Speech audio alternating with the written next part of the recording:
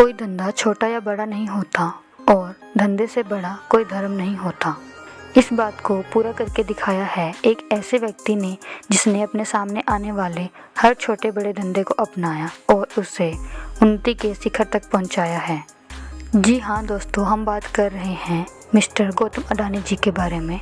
और आज की इस वीडियो में हम बात करेंगे गौतम अडानी जी के फर्ज से अर्श तक के सफ़र के बारे में। तो चलो शुरू करते हैं। गौतम अडानी जी का जन्म 24 जून 1962 को अहमदाबाद गुजरात में एक जैन फैमिली में हुआ। उनकी माता जी का नाम शांताबेन अडानी और उनके पिताजी का नाम शांतिलाल अडानी था।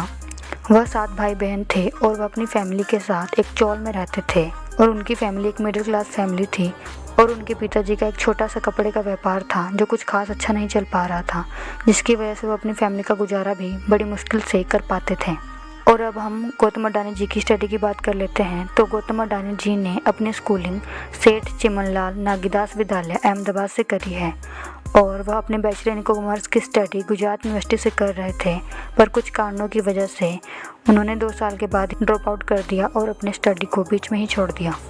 गौतम अडानी जी का बिजनेस में काफ़ी इंटरेस्ट था, लेकिन वह अपने पिताजी के साथ उनका बिजनेस नहीं करना चाहते थे, इसलिए अपने बिजनेस के इंटरेस्ट को लेकर वह 1978 में मुंबई आ गए। लेकिन बिजनेस के लिए भी नॉलेज और मनी की ज़रूरत होती है जो कि उनके पास नहीं थी, इसलिए उन्होंने काम करने का डिसाइड किया। उन्होंने काफ़ी टाइम तक काम ढूंढा और बाद में उन्हें महिंद्रा ब्रदर्स के यहाँ डायमंड शूटर्स का काम मिला, जहाँ उन्होंने 2 से 3 साल तक काम किया और एक अच्छा एक्सपीरियंस लिया और उन्हें हीरो की अच्छी समझ और परख हो गई थी। अब गौतम अडानी जी के पास मनी, नॉलेज और एक्सपीरियंस सब कुछ था, इसलिए उन्होंने जॉब छोड़ दी और बिजनेस करने का डिसीज़न लिया। और उसके बाद उन्होंने जावेरी बाज़ार में खुद की डायमंड ब्रोकर्स की कंपनी शुरू करी, जो थोड़े टाइम बाद काफ़ी अच्छे से चलने लगी और उन्हें काफ़ी अच्छा प्रॉफिट हुआ। लेकिन उनकी लाइफ में टर्निंग पॉइंट तब आया जब 1981 में उनके बड़े भाई मनसुख भाई अडानी ने उन्हें उनकी कंपनी के मैनेजरियल ऑपरेशन संभालने के लिए बुलाया। एक्चुअली उनके बड़े भाई मनसुख भाई अडानी ने सामानों को लपेटने के लिए एक प्लास्टिक की कंपनी खरीदी थी, जिसे हर महीने 20 टन पॉलीविनाइल क्लोराइड की ज़रूरत होती थी। और उस टाइम पे आईपीसीएल एक ही कंपनी थी जो इंडिया में पीवीसी को सप्लाई करती थी, जिससे उनकी रॉ मटेरियल की ज़रूरत पूरी नहीं हो पा रही थी। तब मिस्टर गौतम अडानी को इसमें अपॉर्चुनिटी दिखाई दी और इसलिए उन्होंने 1985 में स्मॉल स्केल इंडस्ट्री के लिए पॉलीमर इंपोर्ट करना स्टार्ट किया, जिससे उनके इंपोर्ट एक्सपोर्ट में अच्छी पहचान बनने लगी और उन्हें इस बिज़नेस में काफ़ी अच्छी अपॉर्चुनिटी दिखाई दी। जिसके बाद उन्होंने 1988 में अडानी एक्सपोर्ट शुरू करी, जिसका नाम बाद में बदलकर अडानी एंटरप्राइज रखा गया। फिर उन्होंने एग्रीकल्चर और पावर कमोडिटी में डील करना स्टार्ट किया और बाद में उन्होंने एक्सपोर्ट्स का काम भी स्टार्ट किया। इंपोर्ट एक्सपोर्ट के काम में कई बार प्राइसेस बढ़ जाते थे, लेकिन गौतम अडानी जी जिस प्राइस में डील होती थी उसी प्राइस में प्रोडक्ट डिलीवर करते थे, जिसके कारण उनके क्लाइंट का उनके ऊपर अच्छा ट्रस्ट बन गया और ट्रस्ट फैक्टर के कारण उनका इंपोर्ट एक्सपोर्ट्स का काम काफ़ी अच्छे से ग्रो करने लगा। फिर 1991 में लिबरलाइजेशन के बाद लाइसेंस राज खत्म हो गया और प्राइवेट कंपनीज़ के लिए अपॉर्चुनिटीज़ खुल गई, जिसका गौतम अडानी जी ने पूरा फ़ायदा उठाया और बाद में उन्होंने टेक्सटाइल और मेटल की ट्रेडिंग करनी स्टार्ट करी और एग्रो प्रोडक्ट्स में भी एक्सपेंड करना स्टार्ट किया, जिससे उनका काम काफ़ी अच्छे से चलने लगा और कुछ ही सालों में अडानी और कंपनी एक बड़ा नाम बनी।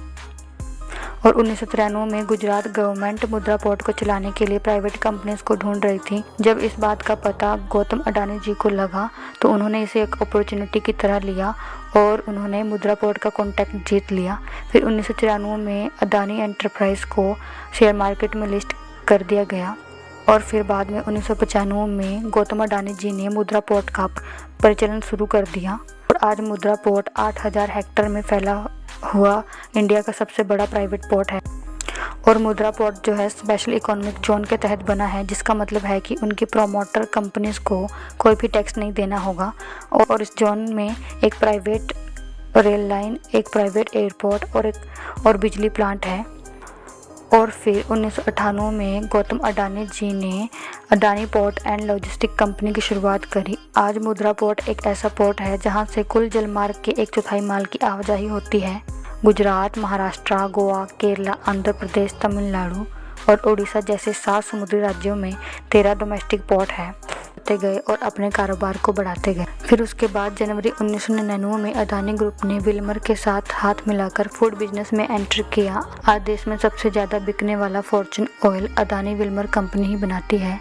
और सिर्फ ऑयल ही नहीं, इसके साथ साथ आटा, चावल, दाल, चीनी जैसे बहुत सारे प्रोडक्ट्स को अब तक अडानी ग्रुप देश के सामने रख चुका है। 2005 में फोर्ड कॉरपोरेशन ऑफ इंडिया के साथ मिलकर देश के अलग अलग क्षेत्रों में बड़े बड़े साइलोज बनाए गए। साइलोज मेनली वो होते हैं जिसमें बड़े पैमाने पर लंबे टाइम तक अनाज को सुरक्षित रखा जाता है।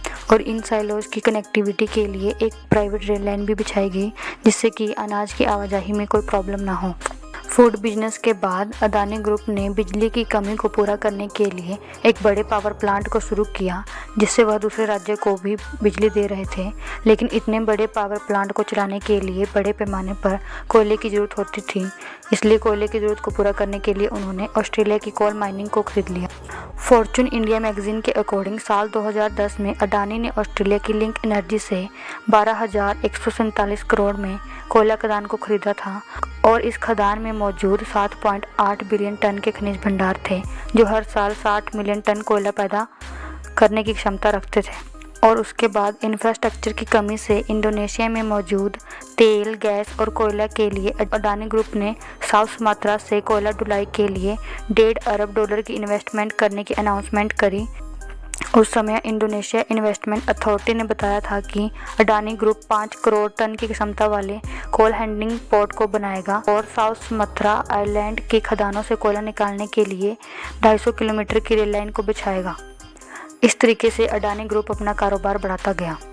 और 2011 में अडानी ग्रुप ने ऑस्ट्रेलिया के अबॉट पॉइंट कोल थर्मल को $2.72 अरब में खरीदा, जहां 2002 में अडानी ग्रुप का नेटवर्थ $76.5 करोड़ था। वहीं 2014 में वह बढ़कर $10 अरब हो गया था। 2015 के बाद अडानी ग्रुप ने सेना के रक्षा उपकरणों की आपूर्ति का काम शुरू किया और कुछ टाइम बाद उन्होंने नेचुरल गैस में अपने बिजनेस को बढ़ाया। उसके बाद 2017 में अडानी ग्रुप ने सोलर पैनल को बनाना स्टार्ट किया। रेल लाइन, पावर प्लांट के बाद 2019 में अडानी ग्रुप ने एयरपोर्ट में एंटर किया और अहमदाबाद, लखनऊ, मंगलुरु, जयपुर, गुवाहाटी और त्रिवंतपुरम जैसे 6 एयरपोर्ट के मॉडर्नाइजेशन और ऑपरेशन की जिम्मेदारी उठाई। आने वाले 50 सालों में अडानी ग्रुप ने सभी एयरपोर्ट के डेवलपमेंट, ऑपरेशन और मैनेजमेंट संभालने की रिस्पॉन्सिबिलिटी ली। इसके अलावा मुंबई इंटरनेशनल एयरपोर्ट में अडानी ग्रुप की 74% की हिस्सेदारी है। यह बात तो किसी छुपी नहीं है कि दिल्ली के बाद आज मुंबई एयरपोर्ट देश का सबसे बड़ा एयरपोर्ट है। गौतम अडानी जी के ऊपर बहुत सारी एलिगेशन भी लगी है और उन्हें बहुत सारी प्रॉब्लम भी फेस करनी पड़ी, लेकिन उन्होंने कब से वजह से हार नहीं मानी और अपने आप को लगातार ग्रो करते गए और अपने कारोबार को बढ़ाते गए।